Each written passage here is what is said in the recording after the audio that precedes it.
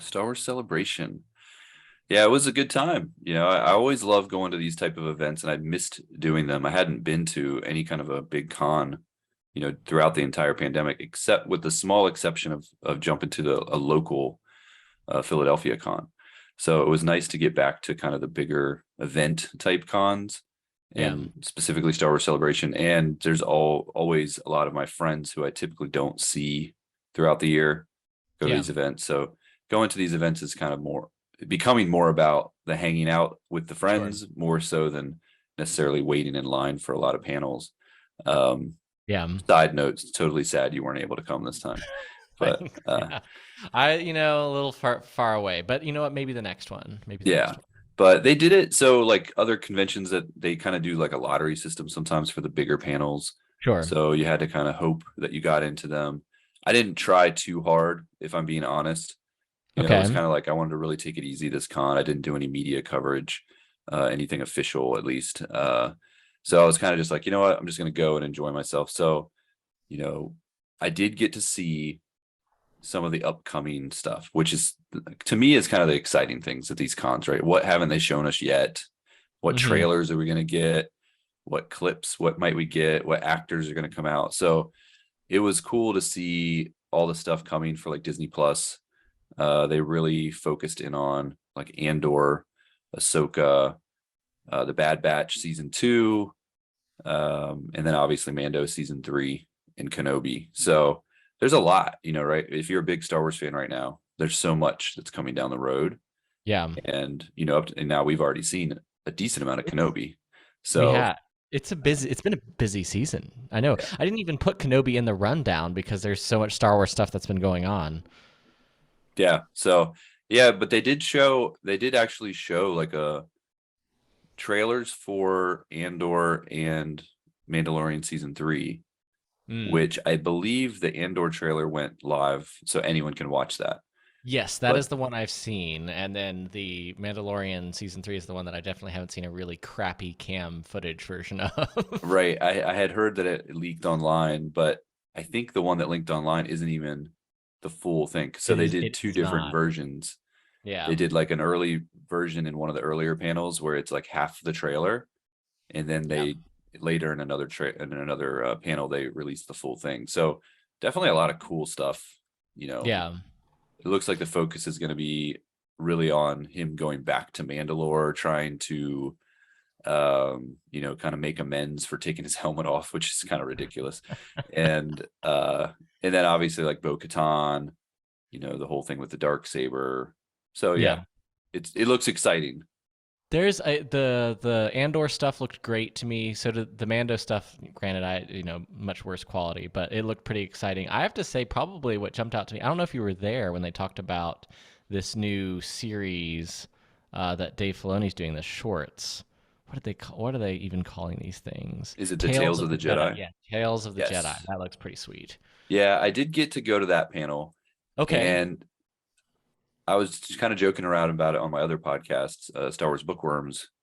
The last time we recorded was I hope this isn't just another, rehash of the Clone Wars. Hmm. I've got enough of those characters. We've seen a Yeah. ton of stuff. All this animation stuff seems to be kind of around the same, era, the Clone Wars leading into Rebels. Yeah. But I was like, I hope this is kind of jumps around the timeline a little bit, shows us some Jedi that we haven't really seen a lot about. And then I watched the stuff they released. They actually showed us the whole first episode, and then they showed us a trailer. And Oh, interesting. of course, it's Ahsoka, Qui-Gon Jinn, Count Dooku. I'm like, okay, here we go again. But all that being said, they're doing it from a different time. At least some of it is going to be Sure. showing the lead up to when Ahsoka became a Jedi, all the way from Mhm. when she's a baby. Yeah. Dooku, they're going back in time when he was younger. Qui-Gon is there with him. I'm assuming as like an apprentice. Hmm. So that is interesting to me. Maybe not so much the Ahsoka stuff.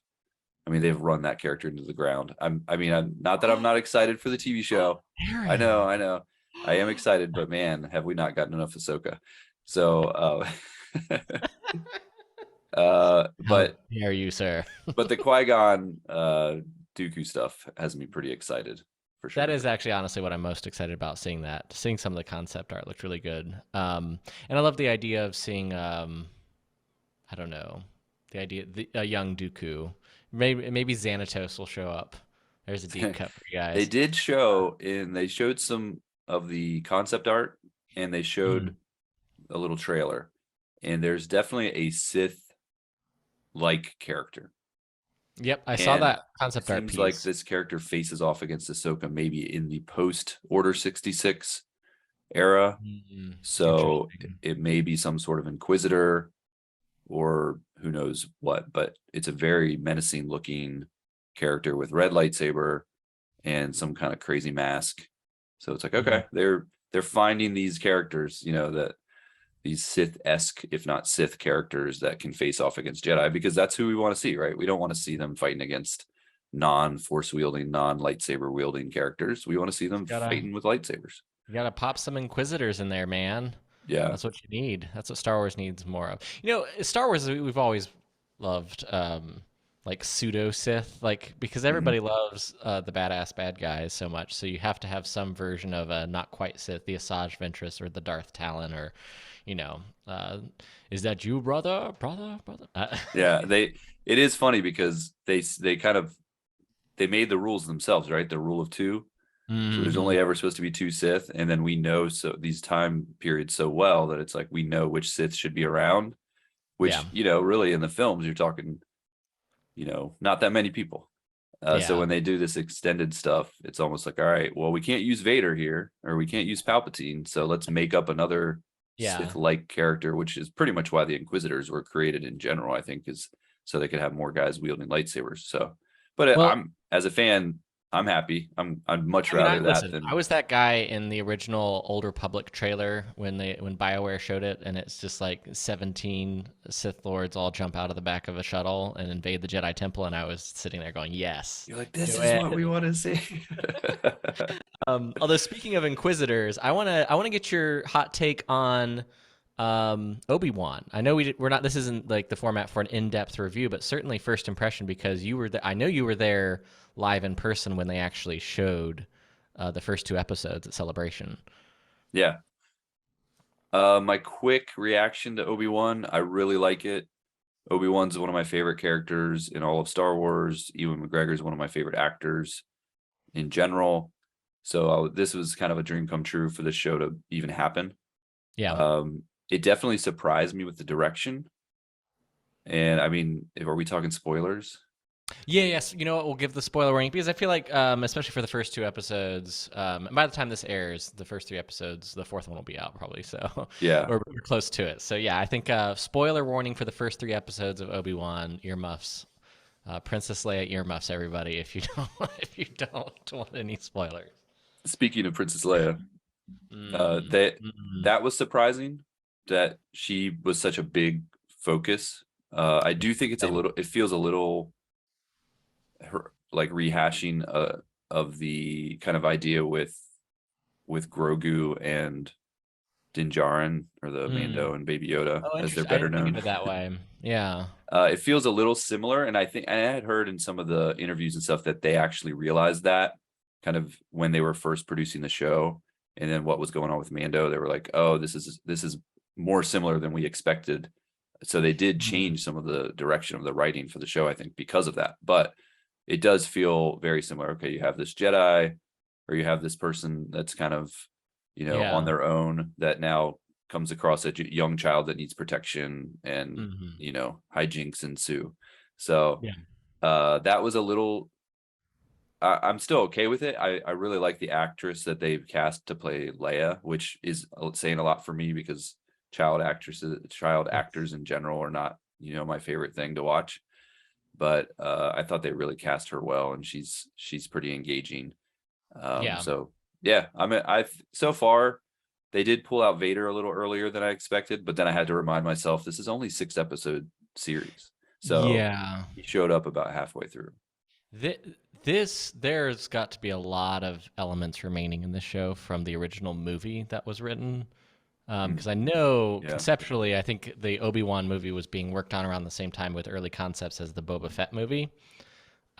back when Lucasfilm was going to have the various, hotshot directors who just had a big hit of some kind or kind of made a splash in Hollywood. So, Josh Trank was going to do the Boba Fett movie, and I honestly don't know who was going to handle the Obi-Wan movie, but then they kind of shifted directions. But it seems like what was salvaged from those creative projects that then shifted over to Disney Plus is now Disney Plus's greatest hit.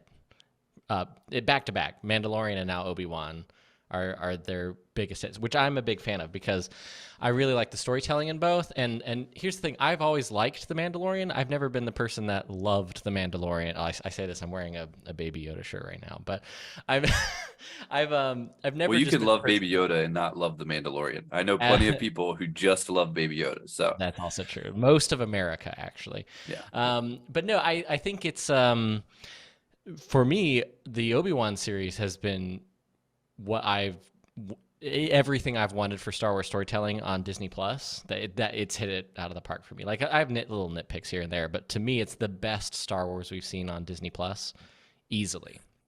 I think Leia, particularly the actress who played her, did such a good job in Episode 3, adding some nuance to the character that went beyond just sort of being a precocious punk young Carrie Fisher, which was, I get what they were going for, but I was glad that the relationship is evolving and becoming more complex and actually feels real instead of artificial. And that's tough to do, like you say, with a young child actor.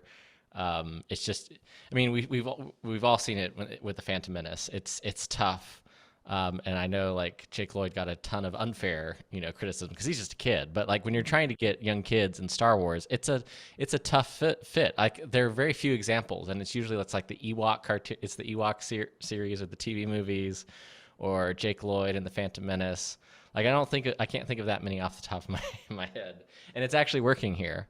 right. Yeah, it's tough with child actors because you're really, especially in these type of movies or TV shows, where you really want to be kind of immersed in the world and Hmm. feeling like, okay, I'm watching something that's really happening and not necessarily a production.